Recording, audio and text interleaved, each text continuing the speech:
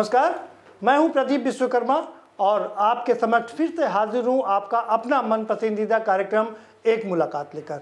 और जैसा कि आप जानते हैं कि इस कार्यक्रम में हम आपकी मुलाकात कराते हैं बहुत खास शख्स से। और आज हमारे साथ जो व्यक्ति हैं वो बहुत खास इसलिए हैं क्योंकि वो प्रधानमंत्री की कंस्टिट्यूंसी से आते हैं और कार सेवा से अपना करियर शुरू किया था। कार जब 1992 में वो काम हुआ था तो उसमें कार सेवा के रूप में आपने शिरकत किया था और अब मंत्री बनाए गए हैं। 2 बार के विधायक हैं। स्टाम्प एवं निबंधन के राज्य मंत्री स्वतंत्र प्रभार हैं, यानी कि पूरा विभाग आपके पास में है। और हम उन्हीं से चर्चा करेंगे कि कैसा रहा उनका राजनीतिक करियर, कैसा काशी को उन्होंने सिंगापुर बनाने की बात की है, वो कैसे अभी तक कितना काम वहाँ पर हो सका है और आपके विभाग में कितने काम हुए उस पर चर्चा करेंगे। बहुत स्वागत है सर आपका। बहुत बधाई आपको, अंत में आप मंत्री बनी गए। एक्सपेंशन जब हुआ तो आपको मंत्री बनाया गया। बहुत नाराज़गी थी क्योंकि आपको लगता था आपने काम बहुत किया लेकिन इनाम नहीं मिला। नहीं प्रदीप, ऐसा नहीं है कि मंत्रिमंडल को इनाम माना जाए। मंत्रिमंडल हो चाहे विधायक हो, एक सेवा है और उस सेवा में आपको अलग अलग फोरम मिलती है, उस फोरम पर आपको काम करना पड़ता है। बहुत शानदार बात यह कि आपने कार सेवा जब हुई थी 1992 में वहाँ शिरकत किया था। कैसा था माहौल उस समय का और अब मंदिर बनने जा रहा तो कितनी संतुष्टि है आप? मैं उसको ऐसे बताऊं कि अभी मैं पिछले महीने अपने विधानसभा के 1200 लोगों के साथ मैं गया अयोध्या और 1200 लोगों को मैं बस से सबको लेकर गया और दर्शन किया। अंतर ये था कि 91 में जब मैं अयोध्या गया तो उस समय नारेबाजी कर रहा था, राम लल्ला हम आएंगे, मंदिर यहीं बनाएंगे। और मैं गली गली आगे आगे हम, पीछे पीछे पुलिस हुआ करती थी। मतलब आगे आगे हम लोग और पीछे पीछे पुलिस खोजा करती थी। हम इस गली से उस गली भागा करते थे।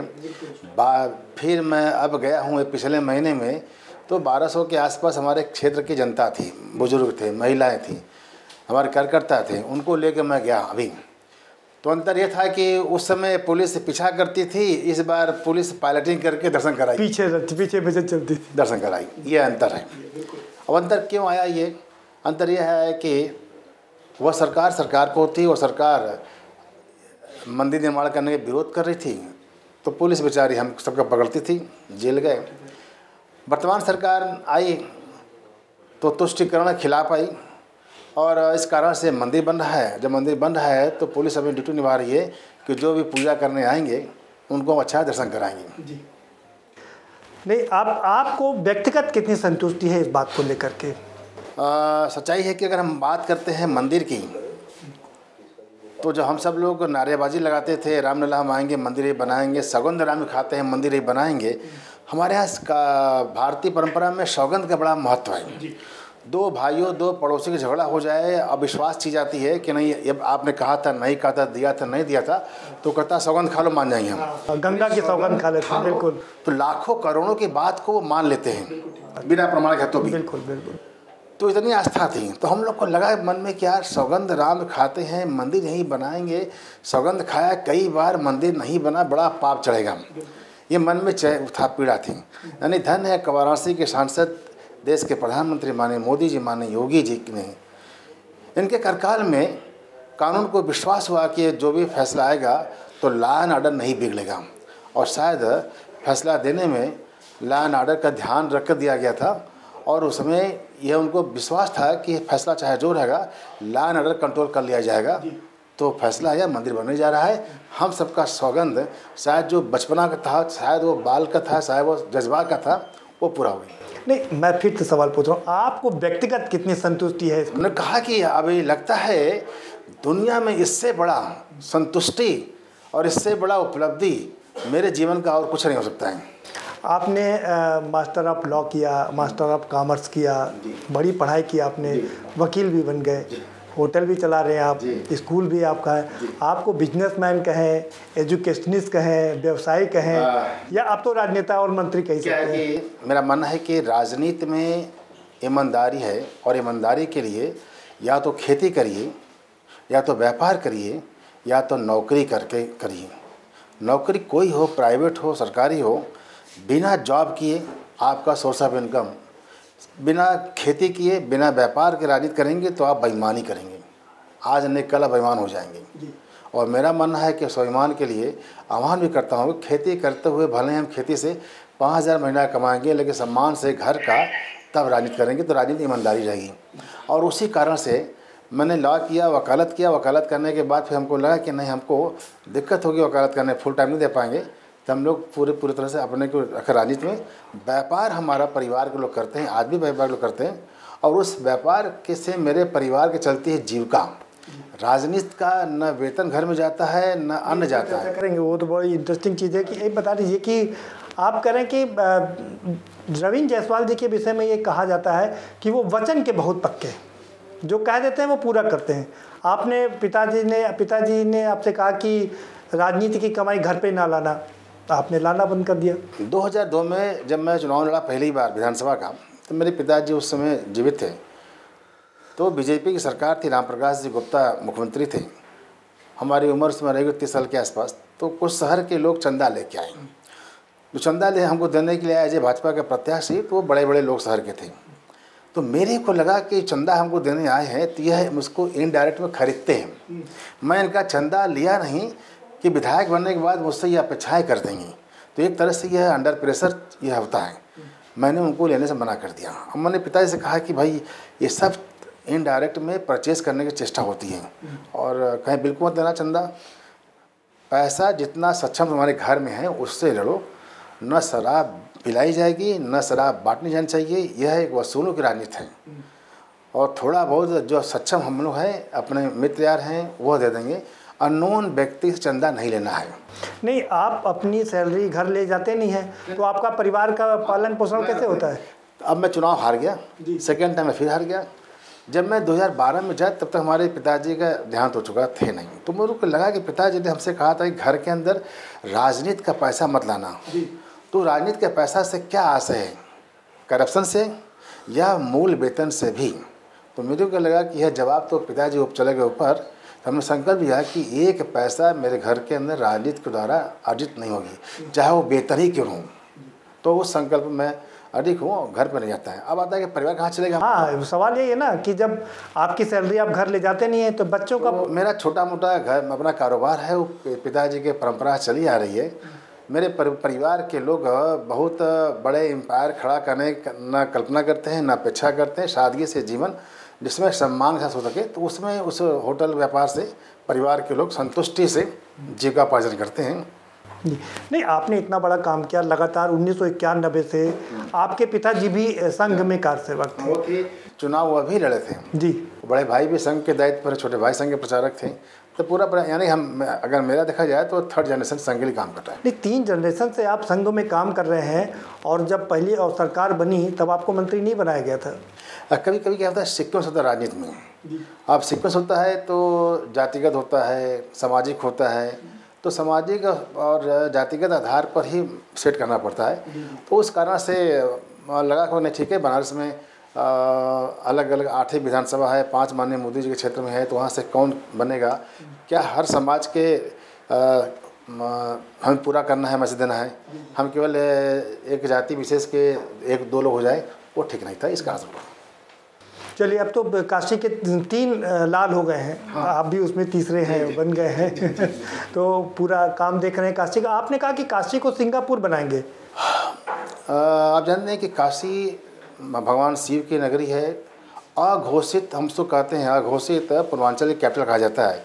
यानी इधर गाजीपुर, गोरखपुर से लेकर के इधर मध्य प्रदेश और बिहार के लोग चिकित्सा के लिए, शिक्षा के लिए काशी आते हैं, और वहीं पर आधारित है।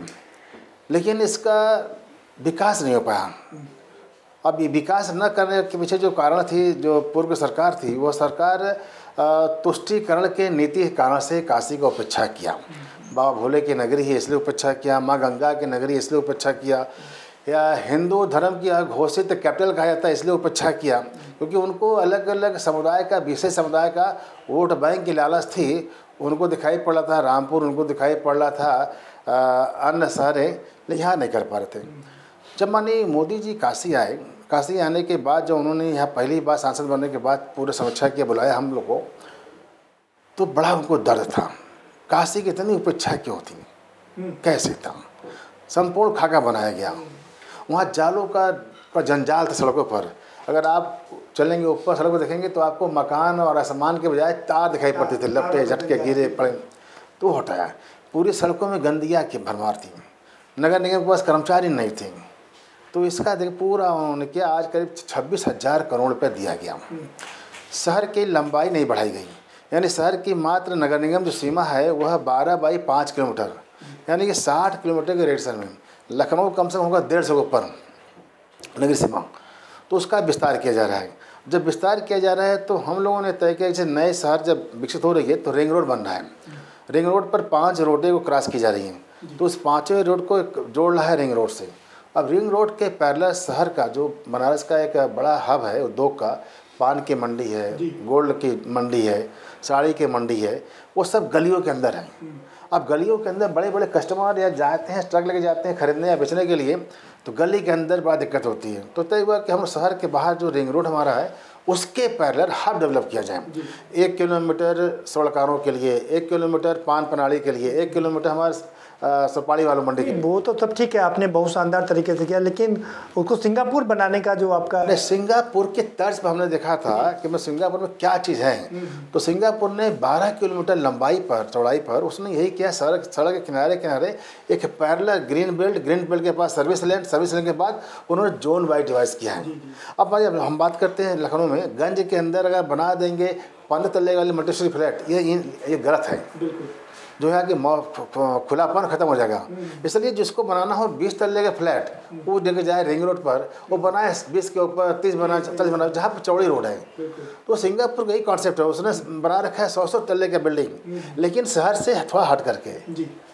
तो ये मतलब आप सिंगापुर का मॉडल वहाँ विकसित करना चाहते हैं। तो लेकिन वक्त एक ब्रेक का हो चला है, एक छोटा सा ब्रेक ले लेते हैं। और मित्रों, आप अपना टीवी स्क्रीन छोड़ करके कहीं ना जाइए, क्योंकि मंत्री जी तो उसको सिंगापुर बनाने की कोशिश कर रहे हैं, लेकिन जब प्रधानमंत्री जापान गए थे तो उसको क्योटो बनाने की बात कर रहे थे। तो दोनों में अंतर क्या है ये समझने की भी कोशिश करेंगे, और साथ ही साथ आपके विभाग में जो काम हुए उसको भी तलाशने की और खंगालने की कोशिश करेंगे, लेकिन एक ब्रेक के बाद। ब्रेक के बाद आपका स्वागत है। सर, आप तो सिंगापुर बना रहे हैं, लेकिन प्रधानमंत्री मोदी जब जापान गए थे तो उसको क्योटो बनाने की बात की जा रही थी। प्रदीप भाई, दोस्त ये है कि आज हमारे आपके बच्चे, हमारा मतलब कि हमारा नहीं, समाज के बच्चे, हमारे बच्चे जब विदेश जाते हैं, विदेश से पढ़ते हैं, तो ये कहा करते हैं कि अंकल वहाँ पर अमेरिका में ये है, जापान में ये, मेरे देश में ये है। तो मेरा देश में ये बच्चे क्यों कहेंगे, बच्चे कब कहेंगे कि मेरा देश में ऐसा है जो कहीं नहीं है। और इस तर्ज पर आप देख रहे हैं कि चाहे डिजिटल इंडिया हो, चाहे कई श्रेणी में आज भारत विश्व की ओर आगे बढ़ रहा है। जापान का जो वह क्योटो शहर है वो पुराना शहर है, वह बनारस गंगा है, वहाँ आपको पसंद नहीं आया क्योटो? नहीं, मैं वहाँ पर पुरानी शहर है, काशी शहर पुरानी है, वहाँ नदी है, यहाँ गंगा है, वो गली है, यहाँ गली है। तो आखिर किस सिद्धांत के तहत तो क्योटो को डेवलप किया गया? जो भौगोलिक स्थिति काशी की है, गंगा है, नदी है, पक्की गलियां हैं और पुराने शहर हैं, सिस्टम को बिना ध्वस्त किए हुए कैसे डेवलप किया गया? यही सेम नेचर था क्योटो का। पुरानी शहर थी, नदी थी, गली थी, बिना ध्वस्त किए हुए डेवलप किया गया था उसको। तो हमारे प्रधानमंत्री जी के क्योटो के तर्ज पर उन्होंने अपने प्राचीनता को तोड़ा नहीं, ध्वस्त नहीं किया, उसको बरकरार रखते हुए कैसे डेवलप मेंटेन किया, उसको मेंटेन किया, वहाँ धरोहर है। तो वह क्योटो के तर्ज पर यहाँ डेवलप किया जा रहा है। आज शहर की पूरे लगभग 12 गलियों को उसी तर्ज पर, वार्डों को डेवलप की जा रही है। उसी सिद्धांत पर एक वहाँ पर रुद्राक्ष नाम का बड़ा हॉल जो क्योटो ही बना रहा है, जो वहाँ के कॉर्पोरेशन है वो डेवलप कर रहा है उसका। हमारे पास सवाल, अब सिंगापुर पूरे देश का 92% जाते हैं टूरिस्ट। क्यों जाते हैं? छोटी सी टापू है, क्यों जाते हैं? तो मैं वहाँ गया, हमने अध्ययन किया, वो हरियाली, वो अब क्योटो बनेगा कि सिंगापुर बनेगा ये बता। हमने कहा कि दोनों बनना चाहिए। तो शहर के अंदर घनी आबादी क्योटो और आउटर में सिंगापुर तरफ, तो दोनों का मिक्सचर होगा, घनी आबादी आउटर। आपने एक नई अवधारणा वहाँ पर प्रस्तुत कर दी, बहुत बढ़िया। अब आप ये बता दीजिए मुझे कि आपके विभाग में क्या, आपके लिए ये भी कहा जाता है कि आप किसी की परवाह नहीं करते, जो भी है सब। भ्रष्टाचार को लेकर के आपने अभियान छेड़ दिया, गड्ढे भरने की बात की गई थी, 100 दिन के अंदर नहीं भरे गए, आप खुद ही चले गए कुदाल लेकर के वहाँ पर। काशी में जिधर देखिए उधर पहले गड्ढा था, आगे गड्ढा, पीछे गड्ढा, दाएं गड्ढा, बाएं गड्ढा। तो अभी भी पूरे अभी नहीं, अब गड्ढे में अंतर क्या हो गया कि अब हम गड्ढे को प्लानिंग करके खोद रहे हैं लाइन डालने के लिए, सीवर के लाइन डालने के लिए, पानी के लाइन डालने के लिए हम गड्ढे खोद रहे हैं सीएनजी के लाइन डालने के लिए। पहले क्या था कि ना कोई लाइन था, केवल गड्ढा ही गड्ढा था।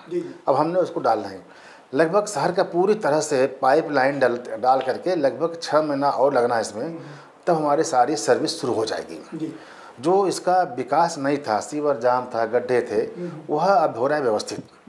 अब आप एक बार मेरे आपसे आग्रह है या सभी से आपके माध्यम से अपील है कि एक बार आप काशी जब आएंगे तो आप खुद भी कहेंगे, हाँ एक बार आइए प्रदीप भाई, और आपके जो दर्शक हैं उनसे भी है कि एक बार काशी आइए और टहल के देखिए काशी में कितना बदलाव हुआ। एक और जल्दी से चीज़ बता दीजिए मुझे कि खुद प्रधानमंत्री के ड्रीम प्रोजेक्ट में सेंध लगा दिया डूडा ने, देखिए, और आपने पकड़ करके उनके खिलाफ FIR करा दी। ये देखिए, ये जो सरकारी तंत्र में लोग हैं जी, वह नौकरी करने के लिए आए हैं, सरकार की परवाह नहीं करते। हम जैसे कार्यकर्ताओं का काम है कि उसको रोकना, जनता का काम है हमें बताना, और अगर ऐसे लोग अपराध कर रहे हैं तो उनको पकड़ना। चोर चोरी करेगा, उस भाग नहीं वो कर रहा है, चोरों को पकड़ने के लिए पुलिस होती है, कार्यकर्ता और जनता होती है। तो चोरी हो रहा है तो हम लोग पकड़ भी रहे हैं उसको। नहीं तो डूडा में जो खेल चल रहा था पता कैसे चला आपको? बिना खिड़की लगाया, बिना दरवाजा लगाया, बिना प्लास्टर किए पूरा पैसा निकाल लिया है डूडा ने। पेमेंट हो गया जी, पेमेंट भी कर दिया गया, वहाँ चौखट लगाई नहीं है, पेमेंट हो गया है, मकान प्लास्टर हुआ नहीं, पेमेंट हो गया है। और इसमें भारी संख्या में पूर्व में लोग अधिकारी थे, वो जिम्मेदार थे। अब कार्रवाई कराया गया, वो जेल गए, FIR कराया गया। 5,000 करोड़ रुपये में सीवर की लाइन डाला गया था, वहाँ पर लाइन जुड़ा ही नहीं गया है। पानी टंकी डाली गई थी 2012 में, उस टंकी में बिना पानी डाले टंकी में पूरा रिस्क रहा है। तो ये चीज़ तो हुआ क्या? FIR दर्ज हुई? FIR हुई, 7 FIR हुए, उसमें 13 निलंबित किए गए, 2 लोग जेल गए हैं। अब वो अलग बात है कि उस कारण से जब तक कि इनकी कोर्ट में सिद्ध न हो जाए तब तक सारे विकास काम में भी अवरोध पड़े हुए हैं। चलिए जल्दी से विभाग की बात कर लेते हैं। मेरे विभाग में जब हर व्यक्ति का सपना होता है कि मेरा घर हो तो रजिस्ट्री कराने जाता है। जो रजिस्ट्री कराने जाता है, उत्तर प्रदेश के अंदर इसमें बहुत काफ़ी क्रेज बढ़ा है, लॉ एंड ऑर्डर कंट्रोल में रहा है। इस कारण से इस बार 35 लाख डॉक्यूमेंट पंजीयन हुआ है। तो 35 लाख एक क्रेता, 35 लाख विक्रेता और लगभग इतना ही गवाह। तो 1 करोड़ लोग जाते हैं रजिस्ट्री ऑफिस के अंदर, वहाँ पर सुविधाएं बहुत नहीं थी। हमने क्या किया कि पहले कि सभी रजिस्ट्री ऑफिस प्रयास हो कि ग्राउंड पर हो, ऊपर था, फर्स्ट सेकंड पर था, सबको नीचे जहाँ जगह मिल जाए नीचे करवा रहे हैं। बुजुर्ग व्यक्ति कोई रिक्वेस्ट करता है तो बिना किसी चार्ज लिए हमारे रजिस्ट्री विभाग के व्यक्ति नीचे आकर के लैपटॉप लेके आकर सारा डॉक्यूमेंट करा लेगा, ताकि बुजुर्ग अधिवक्ता को, क्रेता विक्रेता को ऊपर जाने की मजबूरी ना हो जाए। आज पूरी तरह जब आप कोई प्रॉपर्टी खरीदते तो उसका मुआयना करते हैं, यह हो गया डिजिटल हो रहा है। यानी कि आप अपने मोबाइल चेक कर लें कि हज़रतगंज में कौन सी प्रॉपर्टी है, कहाँ हमें खरीदना है, कौन इसका मालिक है, 20 साल के रिकॉर्ड चेक कर लेंगे मोबाइल पर अपने आप में। फिर आप जाते हैं वहाँ पर। नहीं, आपने ई स्टैंपिंग शुरू की, आपको लगता है कि ई स्टैंपिंग से जो हज़ारों करोड़ रुपए की बचत हुई? क्योंकि खरीद, आप जानते हैं कि ई स्टाम्प, जब हम प्रॉपर्टी करते हैं स्टाम्प लगता है, स्टाम्प होता है कागज़ वाला होता है, उसमें फर्जीगिरी होता है। कई बार कौन कौन घोटाला हो चुका है इसमें। अब उत्तर प्रदेश, हाँ, स्टाम्प पेपर घोटाला हुआ। अब क्या करिए, पूरी तरह से स्टाम्प की प्रिंटिंग खत्म, बंद कर दिया गया है। अब छपाई नहीं होगी। कुछ हमारे बचा रह गया 18 करोड़ का, इस पर कोई खप जा रहा है। अब ये स्टाम्प होती है। अब आपके सादे पन्ने पर हमने मान लिया आपको स्टाम्प लेना है 2 लाख का, तो 2 लाख रुपए के स्टाम्प का मोहर लग जाएगा सादे पन्ने पर, ये 2 लाख की हो गई। तो पूरा कर दिया ई स्टाम्प के साथ नया कर दिया, अब डिजिटल स्टाम्प कर दिया है। यानी जब बैंक लोन पास करता है तो वहाँ स्टाम्प लगाना पड़ता है, अब हो जाए डिजिटल जगह। ई स्टाम्प के बाद आपको डिजिटल पूरा केवल स्क्रीन आएगा, पेपर नहीं रहेगा उस पर। तो ये स्टाम्प, इससे क्या फ़ायदा ये होगा कि अगर कोई व्यक्ति एक बैंक से लोन लेता है और दूसरी जगह अप्लाई करता है तो वो क्लिक करके सामने आ जाए। कि अभी पूर्व में एक पूर्व मंत्री भी इसमें घोटाले पकड़े गए हैं कि 1200 करोड़ में। उन्होंने क्या किया था कि एक ही पेपर को लेके कभी इस यहाँ किया मार्ग, कभी ये मार्ग, कभी एक ही रजिस्ट्री से 10 बैंक से लोन ले। तो अब ख़त्म हो गया। अब आपको डिजिटल स्टाम्प, डिजिटल लोन और डिजिटल कर दिया गया है, शिफ्ट कर दिया गया है। आप जो लोन लेंगे तो सभी बैंक को खबर जाए कि यह पेपर यहाँ मार्गेज किया गया है, दोबारा उसका इस्तेमाल आप नहीं कर सकते हैं। यहाँ तक कि जो बैंक गारंटी होती है, बैंक गारंटी में जो पेपर रखेंगे आप, वो तुरंत बाकी 23 बैंक खबर लग जाएगा कि बैंक में यहाँ पर इस्तेमाल किया गया है। लेकिन आपने ये सब कर दिया, उसकी वजह से आपको नहीं लगता कि वकीलों की आपने सारी कामकाज बंद कर दिए? इस देश में सभी का विकास, सबका विकास ये होता है, सबका विकास होगा, कंट्रोल करना। हाँ बिल्कुल करेंगे। और अभी हम लोगों ने 4000 लोगों को हमने कहा 4000 लोग हमने अभी 4000 लोगों को ई स्टाम्प का हमने वेंडर बनाकर रोजगार दिया। जहाँ तक अधिवक्ता की बात है, मैं आपको तो क्लियर कर दूँ, रजिस्ट्री दफ्तर में अधिवक्ता की प्रैक्टिस की कोई औचित्य नहीं बनता। मैं अधिवक्ता हूँ, वह सहयोग करते हैं, वह प्रैक्टिस कर सकते हैं, लेकिन उनकी मजबूरी, हम स्टाम्प एक्ट के तहत उनकी मजबूरी नहीं है। आप खुद बिना अधिवक्ता का रजिस्ट्रेशन करा सकते हैं, आपको वकील को लेके आने की जरूरत नहीं है। आपके पास उस साइट पर जाइए, 13 पॉइंट है, क्रेता विक्रेता के नाम लिखा हुआ है। मैं आपके चैनल के माध्यम से कर रहा हूँ, लोगों से अपील करता हूँ कि आप जाकर साइट पर कोई प्रॉपर्टी खरीदते हैं तो सीधे वहाँ से प्रिंट निकालिए और लेके पहुँच जाइए, उसमें किसी का आवश्यकता नहीं है। आपने प्रधानमंत्री का एक जो सबसे ड्रीम प्रोजेक्ट है 2022 तक सबको आवास, उसके लिए काफ़ी काम किया, ये कहने में मुझे कोई गुरेज नहीं है। और मलिन बस्तियों को रियल एस्टेट से मिल करके डेवलप, और यही नहीं है, जिन लोगों को हम लोग स्टाम्प, जिन लोगों गरीब लोगों को आवास दे रहे हैं, उस पर खरीदने वाला स्टाम्प देता है, ये स्टाम्प पूरा फ्री है जी। और एक बात मैं बता दूँ आपके माध्यम से, अयोध्या में राम जन्मभूमि बन रहा है। ट्रस्ट के लोगों ने यह रिक्वेस्ट किया कि हम सरकारी धन नहीं लेंगे, वह लोगों के समर्पण राशि से मंदिर का विकास करने जा रहे हैं। समर्पण राशि में ज़मीन खरीदी जा रही है। सरकार, यूपी गवर्नमेंट 10 करोड़ रुपए की इन्वेस्ट करने वाले फैक्ट्रियों पर स्टाम्प को फ्री करता है, यानी स्टाम्प छोड़ देता है। अगर आप कोई फैक्ट्री चाहते हैं लगाने के लिए जहाँ 10 करोड़ रुपये इन्वेस्ट करेंगे, तो ये मान करके कि 10 करोड़ रुपये इन्वेस्ट करेंगे, रोजगार मिलेगा, टैक्स मिलेगा, कमाई हो जाएगी, तो वहाँ पर छूट है 10 करोड़ रुपये। लेकिन राम जन्मभूमि मंदिर में अगर आप ज़मीन खरीद रहे हैं तो वहाँ स्टाम्प की छूट न लिया गया न दिया गया है। यानी सरकार के ट्रस्ट ने कहा कि सरकार का हमें धन नहीं चाहिए, तो चाहते तो स्टाम्प फ्री भी कर सकते, लेकिन उनको स्टाम्प पूरा दिया जा रहा है। पिछले 4 साल से उत्तर प्रदेश सरकार ने सर्किल रेट नहीं बढ़ाया। हाँ, आप जानते हैं कि हर साल सर्किल बढ़ता था, लेकिन जब माननीय योगी जी आए, मुख्यमंत्री बने और माननीय प्रधानमंत्री जी आए, तो उनको लगा कि उत्तर प्रदेश में सर्किल बहुत अधिक बढ़ाया गया है। हर आदमी का सपना होता है कि मैं मकान ले लूं, और इतना अधिक सर्किल बढ़ा दिया गया था कि जो इसकी रियल वैल्यू से कहीं अधिक था। आपको नहीं लगता कि आप तो कह रहे हैं कि इसलिए नहीं बढ़ाया गया जिससे कि रियल एस्टेट को बूम मिल सके? 2 पक्ष के थे। एक पक्ष रखा गया था कि वह गरीब आदमी जो प्रॉपर्टी खरीद रहा है, तो वह प्रॉपर्टी की कीमत 10 लाख रुपए है, लेकिन सर्किल रेट 12 लाख रुपये था, तो इसको रुका बढ़ाया गया। दूसरा ये जो हमारे पास उद्यमियों को प्रमोट करने के लिए जो ये बिल्डर्स हैं, इनको सपोर्ट करने के लिए सरकार ने इसको भी रुका कि सर्किल नहीं बढ़ेगा। और निबंधन शुल्क जो 2% लगता था अखिलेश कार्यकाल में, वह 1 कर दिया गया। चलिए, वक्त खत्म हो चला है, चलते चलते आप हमारे दर्शकों को क्या संदेश देना चाहेंगे, क्योंकि 4 साल भी आपकी सरकार के पूरे हो रहे 19 मार्च को। आप सब लोग जब सत्ता का परिवर्तन करते हैं तो कुछ नई अपेक्षाएं करते हैं, और आप देख रहे हैं कि माननीय योगी जी के कार्यकाल में लॉ एंड ऑर्डर से लेकर के, माहौल से लेकर के, विकास से लेकर के ये सारे काम हुए। जितना संकल्प में कहा गया था वह सारे वादे आज पूरे किए हैं माननीय योगी जी। टाइम था 5 साल का, लेकिन संकल्प हमने 4 साल में पूरा किया है। क्या आप संभावना बता रहे हैं कि और क्या करेंगे 1 साल में? अब हम सब, हमारे पास जो 1 साल का है वह नई विकास की ओर जा रहे हैं हम लोग, और उत्तर प्रदेश में उद्योग की वजह से किसानों की आय दोगुनी हो जाए, रोज़गार मिले, नौकरी मिले।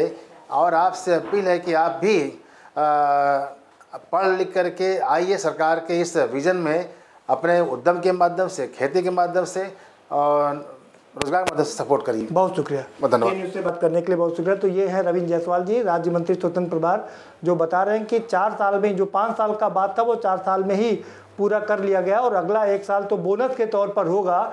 जो सरकार ने वादे नहीं किए थे वो भी पूरे किए जाएंगे। अब हम एक बार फिर से आपके साथ बैठेंगे 5 साल पूरे होने पर, और समझने की कोशिश करेंगे कि आखिर ये विकास की गति कहाँ तक पहुँची। आप हमें दीजिए इजाज़त। हमारी टीम के साथ में हम फिर हाजिर होंगे आपके समक्ष एक ऐसे ही शख्स के साथ।